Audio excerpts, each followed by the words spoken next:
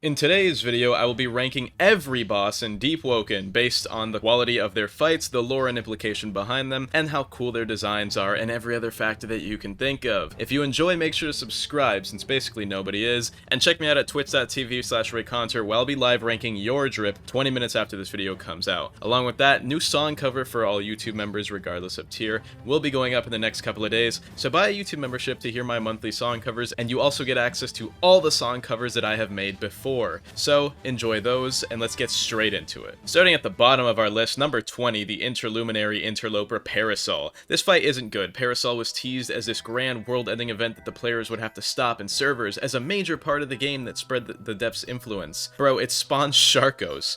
The lore behind it is that it's basically a cross-pollinator for depths mobs, and that's how many of them end up on the surface of Lumen in the overworld, but the devs wouldn't even tell us what it was for like a year and a half, and then they tried to make it seem like this huge thing, and even did a vote, and we're like, what do you guys want to see? More World Events Conquest or the Parasol? And Parasol got the second most votes behind World Events, just for it to end up being a mid-boss that got added with the World Events. And I think the reason why is because they realized, damn, Parasol really isn't as interesting as we made it sound. And, you know, it's just a big monster spawner that really doesn't do too much, and it's really not very interesting, so it's the worst boss in the entire game. Next up, and barely above the Parasol, is the Dread Serpent in our 19th spot. The only reason this boss ranks higher than the Parasol is because he has some cool lore regarding the first Dread Serpent and the conception of the Dread Serpents. However, this fight is probably an even worse experience than the Parasol is fighting-wise, so it barely ranks higher than it and is carried by the lore. If I was ranking these bosses based on only what it's like to fight them, then the Dread Serpent would be the lowest. This fight is genuinely terrible, and the devs have been talking about reworking it for almost 3 years. But then again, if I were only ranking the bosses based on what they're like to fight, then this ranking would be very different, and not only that, but it wouldn't really be too accurate, because Deepwoken is a game which thrives on its lore and world building, so I think those are very important factors that I often put slightly above the actual fight quality. Next up is the Kyrs Champion, 18th. Everyone telling me to fight this boss, please shut the fudge up. I didn't want to say fuck. Side rant incoming. I do not care about the cold point. I've actually used it on other slots, and it's just a lower stat rapier with a better and yet less fun crit that doesn't work well with my playstyle because it's boring, and in order to get it I have to play the game for more than an hour. Guys, I hop on for major updates because I like the lore. This fight provides no lore, no world building, and nothing worth doing if you don't already farm PvE events. This boss's design is uninspired and uninteresting, with it literally just being Big Kyrs Guard, and the lore behind it is pretty shallow. Oh my god, he broke free of Etheron's influence once Etheron was dead? I'd expect everyone to. And instead of working on this, the devs could have made an actually interesting boss fight. To this day, this is literally the only boss in the entire game I haven't fought, because it is so wildly boring and uninspired. I can tell they only put it in the game to make a content update the player base might see as slightly major, to get people off the developers' backs for a couple of weeks. Meanwhile, this boss came out in the same time period where they were actually supposed to update the Vow of Iron,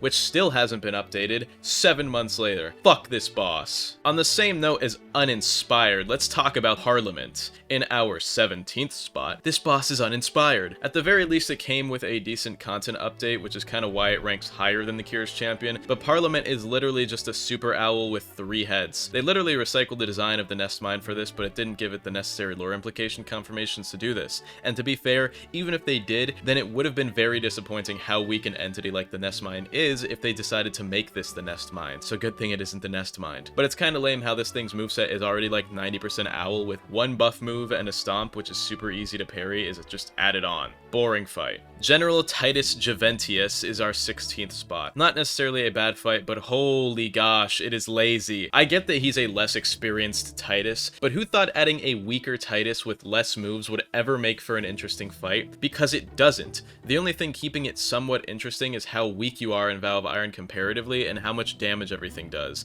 But at this fight's core, it is literally just a worse boss fight of a version of another boss fight that's better, which is funny because I don't like Elder Primadon because it's lazy and basically just Primadon with 2 more lazy moves. But this is literally just Titus with less. They didn't give him anything new. There's no new gimmick added to the fight because you're fighting on a ship or maybe a crew or something or a new phase. He's literally just worse. Next up is the True Heart of Enmity, 15th spot. Despite the fact that this isn't a bad boss, it ranks low for the fact that it's a weaker than the normal Heart of Enmity. Like, I get this boss was made to be a 1v1 version, while the normal Heart of Enmity was meant to be a raid boss, but repurposing a model for the sake of its fight mechanics is pretty lazy, and the fact that the fight barely changes with only, like, what, 2 to 3 new moves, just makes the True Heart of Enmity look like a lame copy of the actual Heart of Enmity, even if the fight itself is significant to the Vow of Iron. I think what they should have done for the True Heart of Enmity was either 1, not use the Heart of Enmity and maybe use one of the other voices to fight you,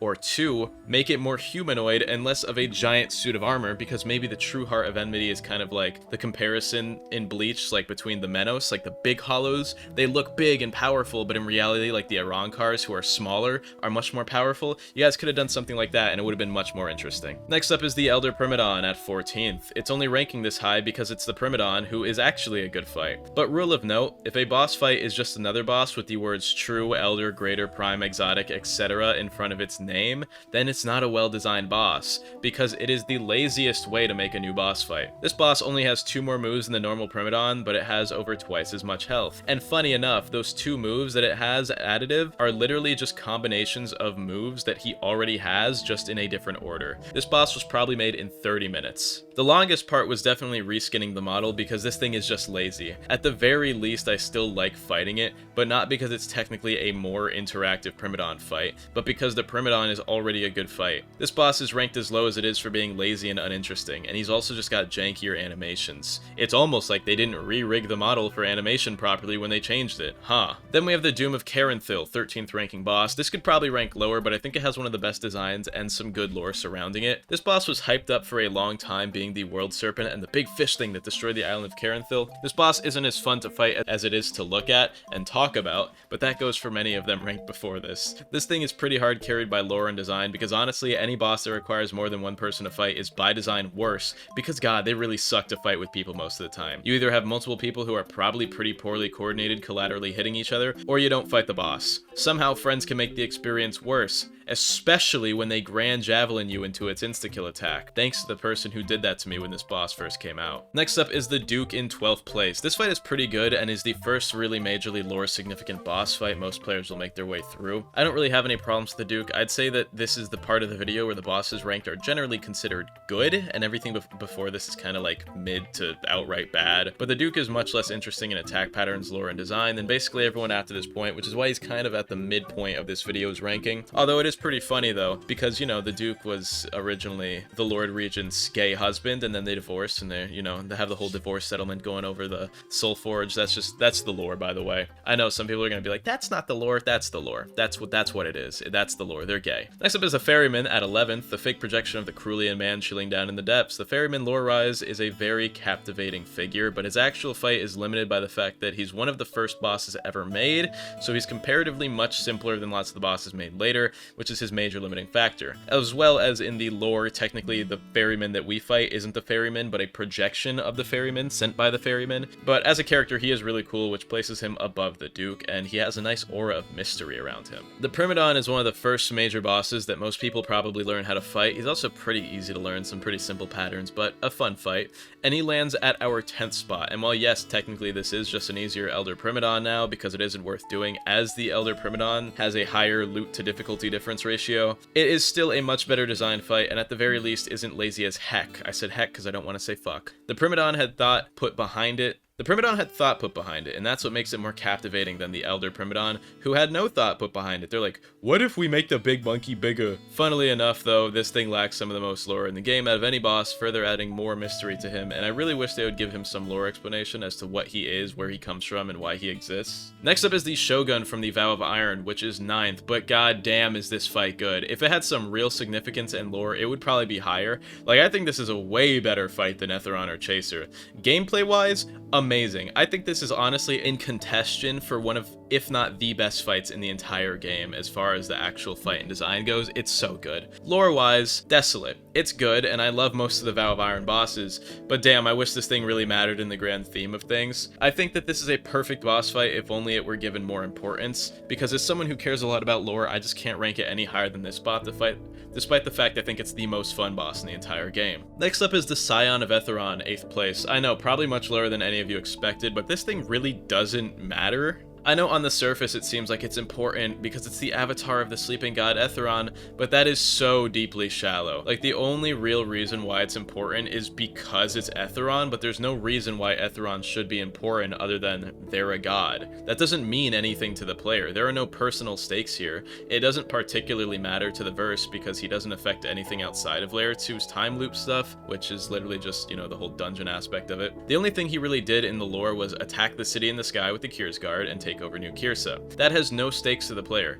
The player isn't a Lightborn, so we don't need to care about that city because you can't even go up there unless you're a Lightborn, so the chances of us going up there were like 0 anyway. And the player isn't a Kyrs guard, so we don't need to care about New Kyrsa being taken over. And before anyone says, but it would have been cool to explore those places if they weren't in ruin like actual cities, you can't because 1, you're not a Lightborn, and 2, you're not a Kyrsan. And if you were, you'd be dead. Etheron seems important on the surface due to being a god, but in the long term, Etheron means basically nothing for the lore of the stuff that really matters, which is all the stuff with the ministry and all the stuff in the overworld with the Lord Regent and the Central Authority. Those are the things that matters. Etheron, basically nothing for the lore. And the fight itself is honestly kind of bland. I can't be the only one who thinks that the Etheron fight is one of the less interesting ones as far as its gimmick goes, because it's kind of just like too big to fight normally. The Heart of Enmity will land itself above the Scion of Etheron in our 7th place spot. This is the cleanly executed multiplayer boss, or at least the most cleanly executed multiplayer boss in the entire game. No raid fight will land as high as this one, probably ever, because they're all too chaotic and make me want to explode in real life.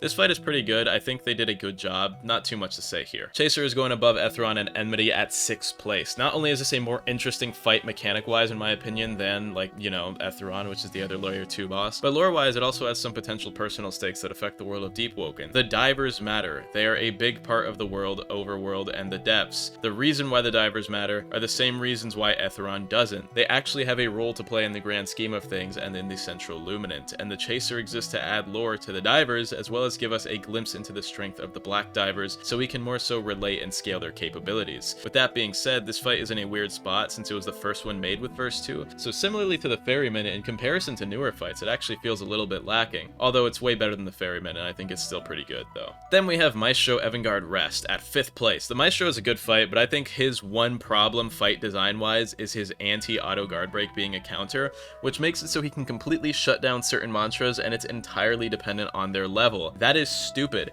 How about instead of making it so, oh, if this mantra does 90% posture, it's fine, but if this one does 100%, it's not fine. Why don't we just make it, you know, scale down posture? That would be a much better design choice, because then it makes it so I can actually use certain mantras in the fight. It's stupid. Other than that, he is very good. It's a good fight, and the character as a whole is very important to lore and contributes to the future of the game's story and taking down the Lord Regent in a way I think seems important, assuming we will ever get to that point given this game's terrible update schedule and developers. Great character and a fun boss. Then we have Dravik the Rat King, 4th in our list. Oh my god, how I wish he was in the main game because character-wise he is so cool. One of the best designs in the entire game. He doesn't even need to die. He literally chooses to fight you to the death just so you can get strong enough to fight the Lord Regent.